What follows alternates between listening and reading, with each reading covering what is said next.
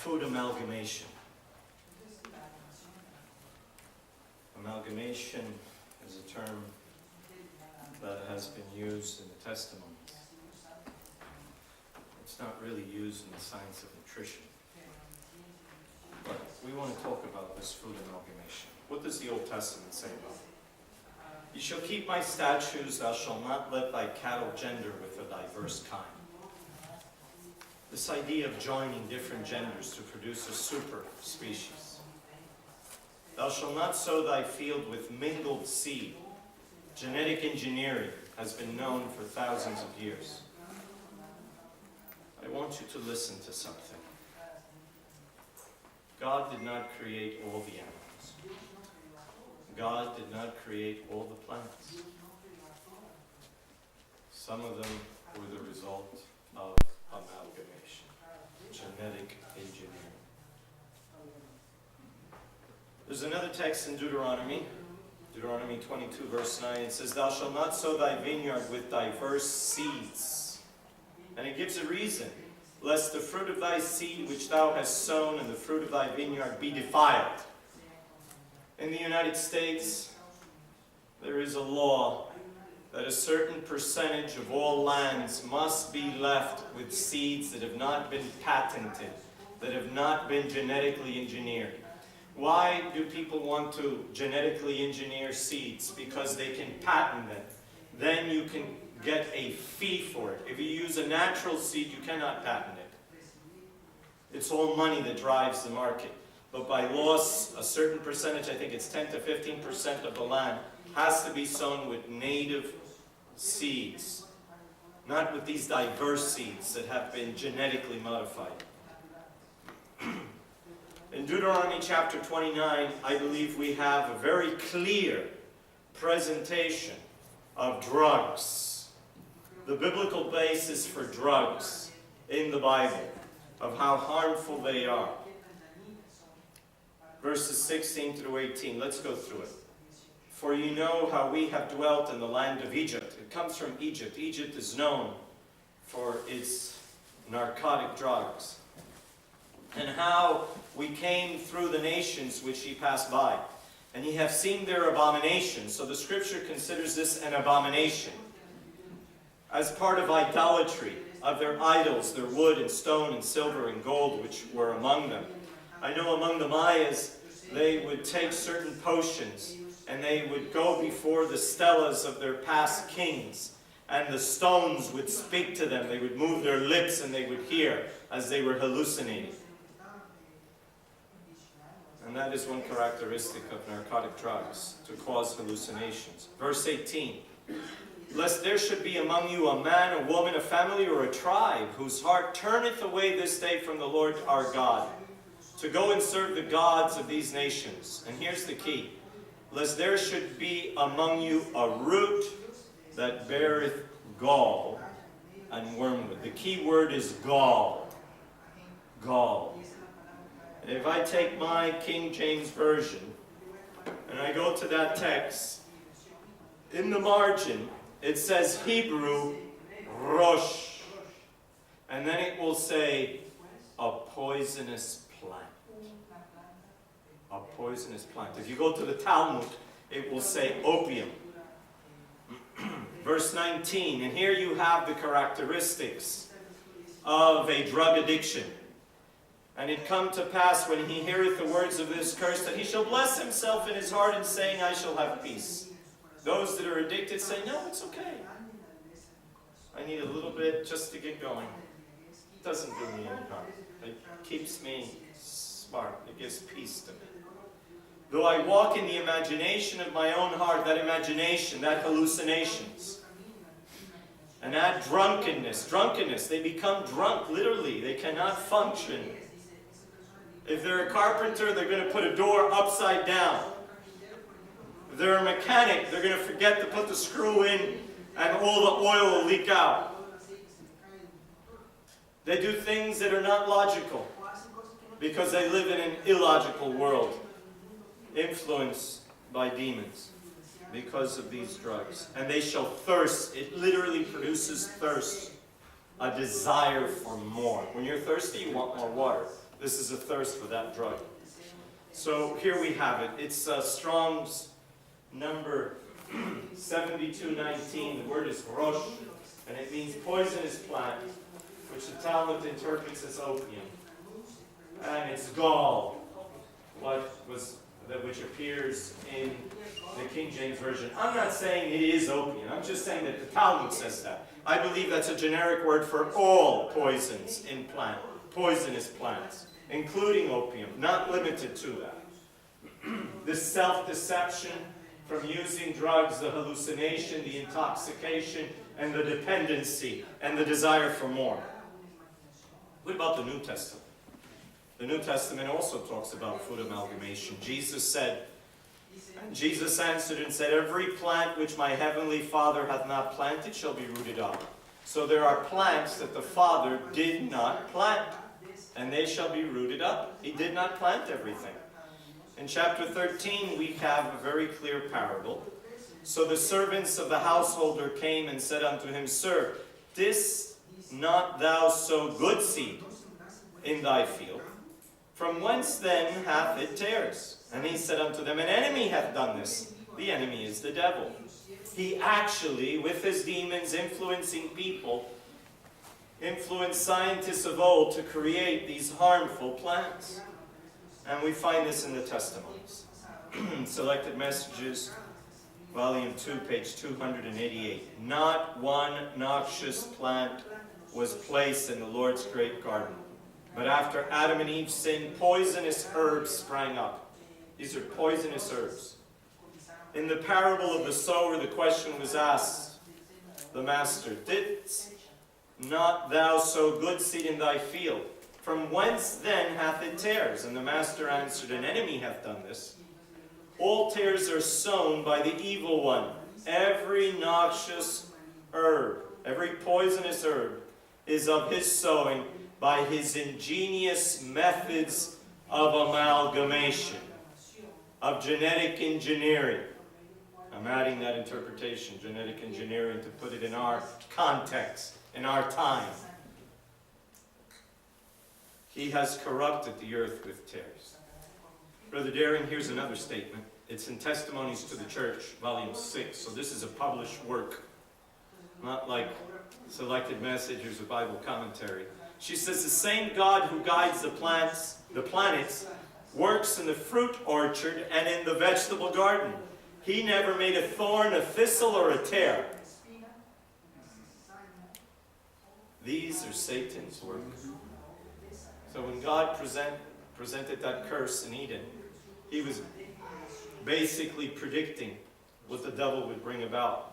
It says he never made a thorn, a thistle, or a tare. These are Satan's work, the result of degeneration. Amalgamation is degeneration. You reduce the pool size of genes. He introduced by him among the precious things, but it is through God's immediate agency that every bud bursts into blossom.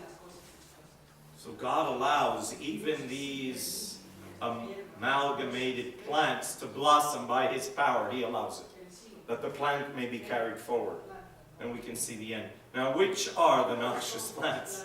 Can we get into detail? Can we give some examples? We cannot give an exhaustive. And I want us to keep in mind that there is a continuum. There is a spectrum. We can't classify them all that they will cause the same harm to every single person in the same way. But some cause harm to more people than to others. And there's a scale that goes from worst to least harmful. So there's different degrees of the scale, Sister White says. Tea, coffee, and tobacco, as well as alcoholic drinks, are different degrees in the scale of artificial stimulants. So there's a scale. At one end you have alcohol, then tobacco, then coffee, then tea. And you can go down the line. There you see tobacco. And tobacco was discovered by the European, where he first saw it was in Cuba. Tabaco with tabaco, when Columbus arrived there. And then he saw it, then the Europeans found it in different places. And it is a staple crop. It has some benefits. I mean, it does kill bad plants and insects, because it's harmful. But it has nicotine, of one of many harmful components that forms addiction and craving and dependency. When I was in Egypt, I was shocked again, as in all the Arab world, people smoke incessantly. They are chain smokers. Everybody's just smoking, smoking, smoking. And it's hard for us in America, where we have outlawed smoking in many places, in restaurants, in hotels, in airplanes. Stimulants and narcotics. This is Ministry of Healing. It says, under the head of stimulants and narcotics is classed a great variety of articles. So we have a great variety that altogether are used as food or drink, but they irritate the stomach, they poison the blood, they excite the nerves, they're used as a positive evil. Many seek the excitement of stimulants because for the time the results are agreeable, but there's always a reaction. And the use of unnatural stimulants always tends to excess, the desire to eat more and more and to use it more and more. And it is an active agent in promoting physical degeneration and decay. In the United States, we have a heroin epidemic right now in the big cities. You listen to public radio, you hear about how many young people are addicted to heroin. So, some specific examples. Mustard, pepper, black pepper, or hot peppers, spices, pickles, and other things of the like character. Sister White mentions them in Ministry of Healing. She says, in this fast age, the less exciting the food, the better. Condiments are injurious in their nature. Mustard, pepper, spices, pickles, and other things of like character irritate the stomach and make the blood feverish and impure. The inflamed condition of a drunkard's stomach is often pictured as illustrating the effect of alcoholic liquors. A similarly inflamed condition is produced by the use of irritating condiments. You know, in nutrition, I learned that mustard is very good. I mean, it has a lot of vitamin A, it has a lot of folic acid. But the testimonies say that it is harmful. It contains poisons. Pickles. In Europe, in Germany, they make pickles all the time. You eat them. And I see our people eat them, but that's not natural. You have vinegar. It's not healthy. Use of spices. There are good spices and bad spices. Good peppers and bad peppers. She's referring to the hot peppers and the bad spices. Okay, here you have mustard. And Jesus even told a parable of the mustard seed. What is this?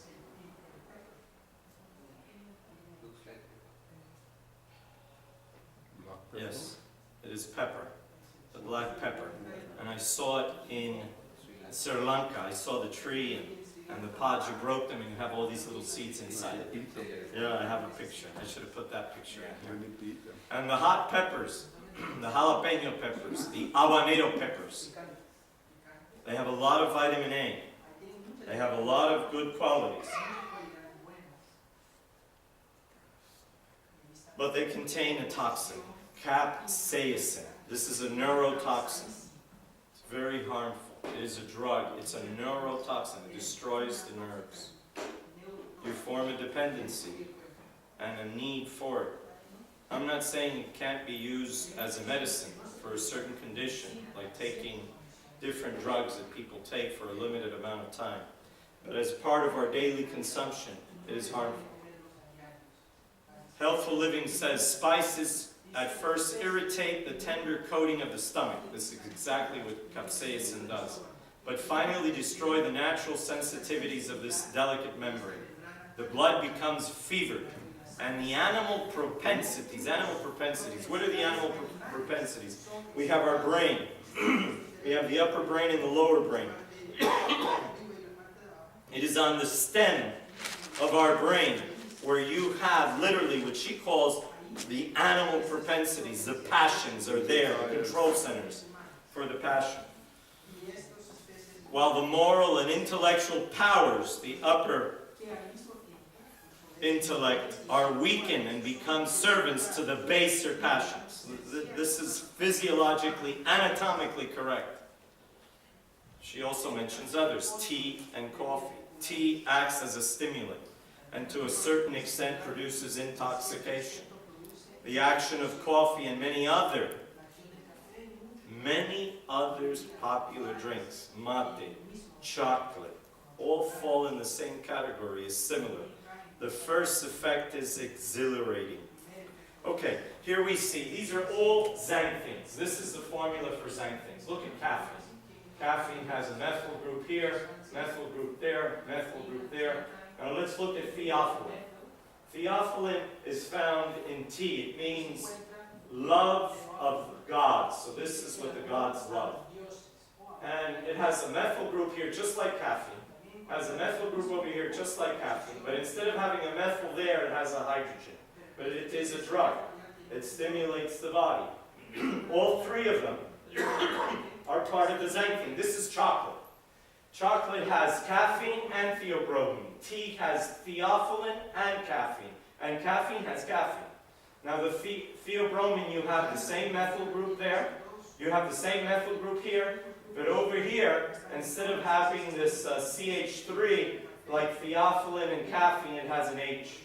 So if I were to classify these, theophylline would be the most dangerous, then caffeine, and then theobromine. But it is a drug, and there's the formula. And it's sold in the pharmacy. And it's called the food, broma theo, the food of the gods, part of the xanthine family. A plant that I believe God did not create. That was the result of food amalgamation. We go to tea. It's interesting how the Chinese call it. They call it the black dragon tea. Oolong cha. From the dragon. What is this? We know this in Latin America. Coffee, that's right. It's our staple. One of the best coffees is from Colombia. Yes, Colombian coffee sold all over the world. We believe it's ours, Blue Mountain coffee. What now? In Jamaica, we said the Blue Mountain coffee is the best. You have Blue Mountain coffee also. Yeah, it's been brought all over the world, but it was discovered in Arabia. From Arabia, it was transported throughout. It was not native to the Americas. What about this?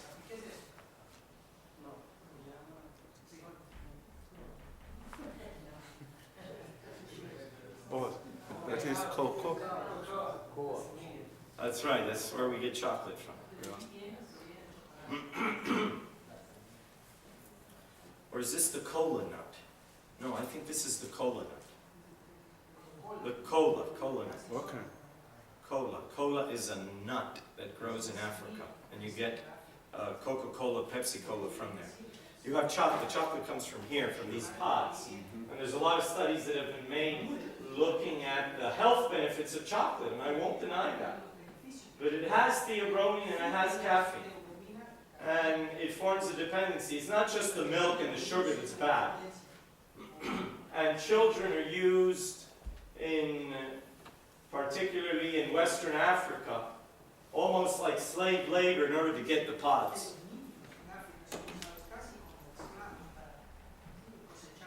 This is from Paraguay, mate. Mate. And that is drunk. It has a lot of caffeine. More than coffee. Now, Sister White also mentions cinnamon and cloves. We use this. This is lower on the scale of irritation and stimulants. She says, my children love this or that, they're telling her, so much. I let them have what they want, for the appetite craves the kinds of foods the system requires. And this is a thought in psychology. This is a thought in medicine. I want you to know that it's wrong. It's wrong. It's a wrong thought. We believe in the total depravity of man from Calvin. That would go against this. This might be correct if the appetite had never been perverted.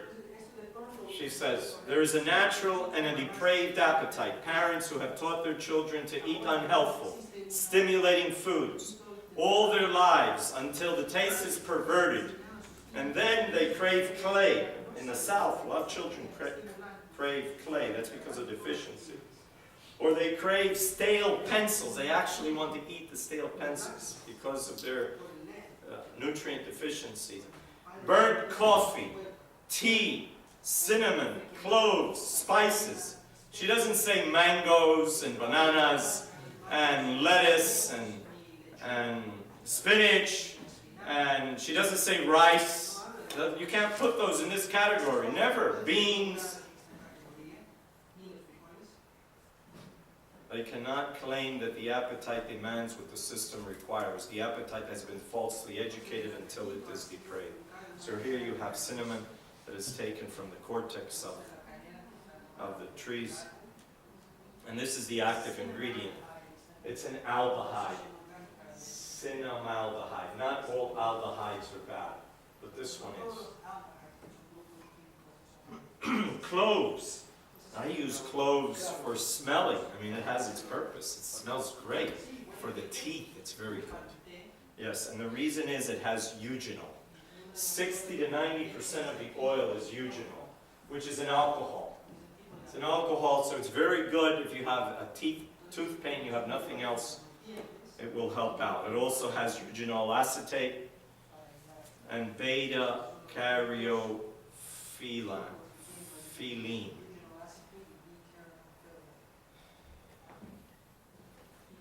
Sister White continues, she says, keep the work of health reform to the front is the message I am instructed to bear. Show so plainly its value that a widespread need for it will be felt. Abstinence from all hurtful food and drink is the fruit of true religion. Abstinence, not temperance, abstinence. From hurtful foods and drinks. He who is thoroughly converted will abandon every injurious habit and appetite, every. By total abstinence, he will overcome his desire for health-destroying indulgences. I am instructed to say to health reform educators, and you and I are health reform educators, go forward. The world needs every jot of influence you can exert to press back the tide of moral woe. But it has to start with me. It has to start with you. It has to start in your home. Don't get on the pulpit. This is not a second service message. This is a message to educate the people on sanctification. After you have adopted it in your home, after you're living it, that they won't accuse you of being a hypocrite. And then you can work with your local church. If you're ahead over many churches, you start where you're at, your local church. To give examples, to show substitutes. She goes so far as to say that it's a sin. Tea and coffee drinking is a sin. And injurious indulgence, which, like other evils, other things that we drink, injures the soul.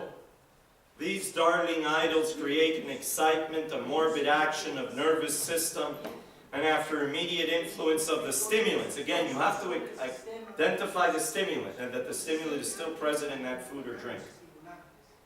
It lets down below par, just to the degree that its stimulating properties elevated above par.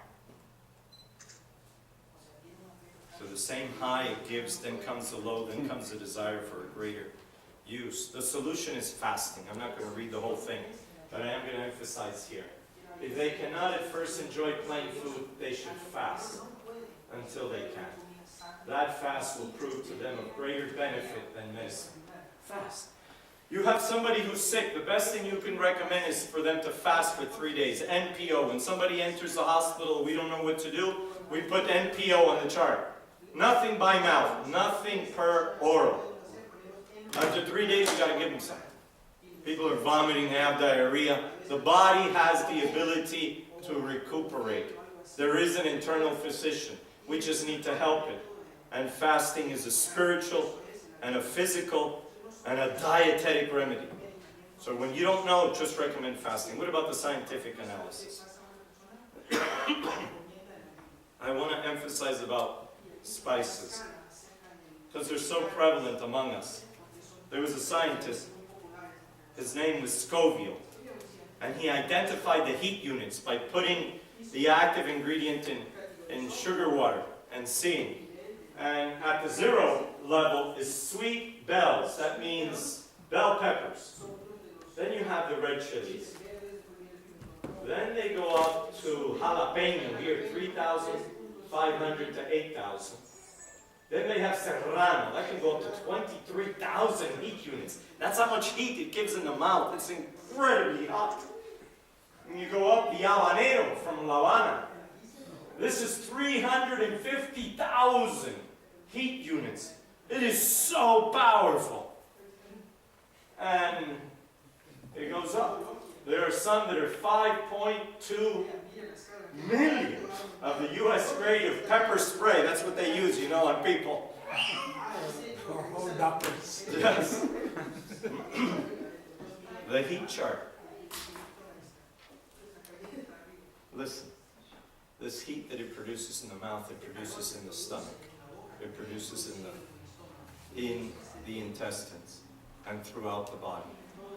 It is telling you, if you continue like that, you're creating a hell in your body. A red dragon. What are the characteristics? They are stimulants and narcotics. They form addiction or dependency. They cause damage to an organ or a system. They alter behavior. They affect the character. They increase the risk of disease. They reduce immunity. They reduce longevity. And the list goes on. The signs of withdrawal. You know that it's a narcotic or a stimulant because you stop using it and you feel a dependency for it. You get headache. You feel weak. You get anxious. You have craving for that. Depression, you can have general malaise. Some people even have a fever. They start to shake. Insomnia, loss of appetite. The heart beats very, very fast. The blood pressure goes up. They feel irritable. The diseases caused from tobacco, we know them. There's so many. This is what it called the lights. If I can have the lights off. You're looking at a typical lung, and a lung with cancer and tar. If I can have these two lights up front turned off. Brother Idell, Yeah. we need that for projection. Doesn't affect us. Really? Leave that light on, Brother Idell. Okay, all right. Well, here, this right here is a tumor. It's a broccoli. Imagine a broccoli here. Or a cauliflower, more like white cauliflower.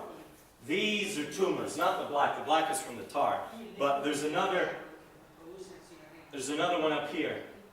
These cauliflowers, that is the causes cancer. What about caffeine?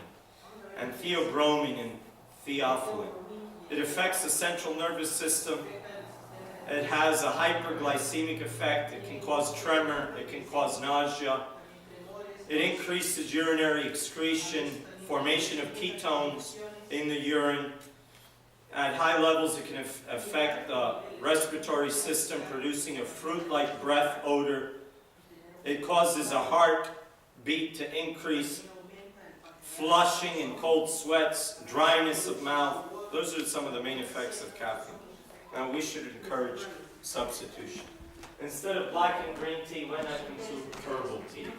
There's so many wonderful herbal teas. Instead of chocolate, why not carob or St. John's bread? Instead of cinnamon, why not cardamom?